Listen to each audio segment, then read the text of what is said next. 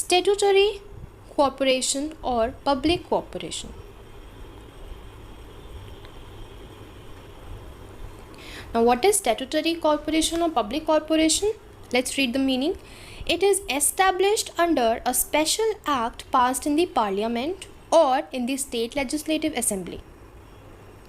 The powers and the functions of these statutory corporation are clearly defined in the special act. And what are the examples of these? It is Unit Trust of India, Life Insurance Corporation. Understood? So what is a public corporation? It is a corporate body which is formed under a special act of parliament or by the state legislative assembly or by the central also. You can add over here central. The central point is missing.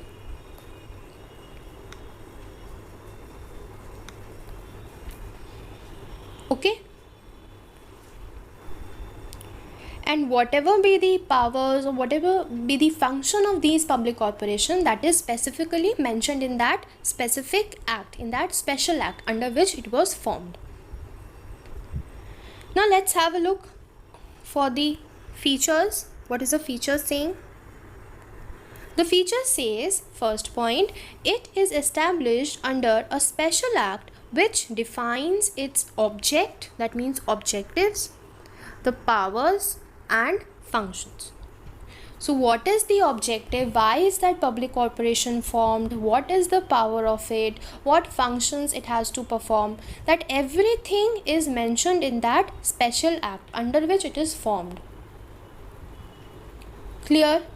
Next point says it is a separate legal entity. Very important. Why? Why can you say why it is a separate legal entity? It is a separate legal entity because it is established because of a law. It is established because of an act. Okay, that is why it is separate from its owners. Remember, when we were doing partnership, there was an involvement of the act, and that is why it had a separate legal entity. But in sole proprietorship, did we have any act over there? No. And that is why there was no separate legal entity.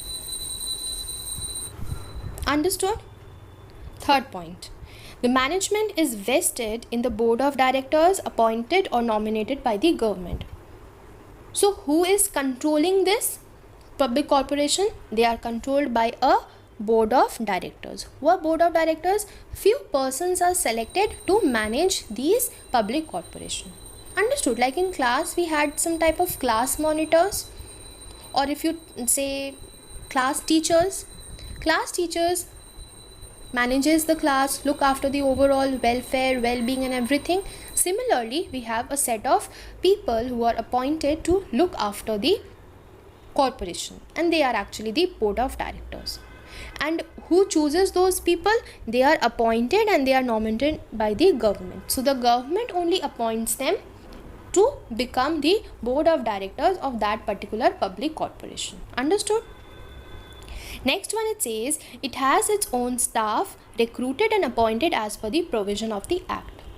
So over here also you see the staff is their own separate. Okay, they are also recruited and appointed as per the provisions of the act. Now which act are we referring over here?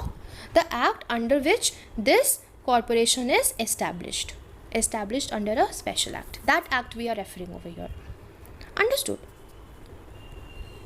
So the staff are their own. They are recruited by that act. They are appointed as per the provisions of that act. So there is no interference from someone who is an outsider. Okay.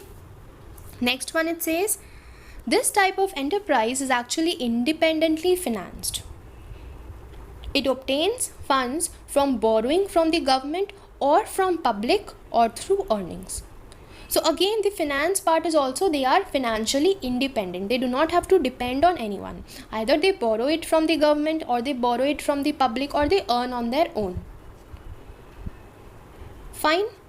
And the last point says it is not subject to same accounting and audit rules which are applicable to the government department. Very important. In government, that means in departmental undertaking, what we had, whatever are the government rules, that will be applicable for auditing and accounting. But over here, it is not the same. It is not subject to the same accounting rules and auditing rules which are applicable to government department. So over here, they have a different set of accounting rules. They have a different set of audit rules. Understood? So that is all for today. We'll meet you in the next video. Thank you.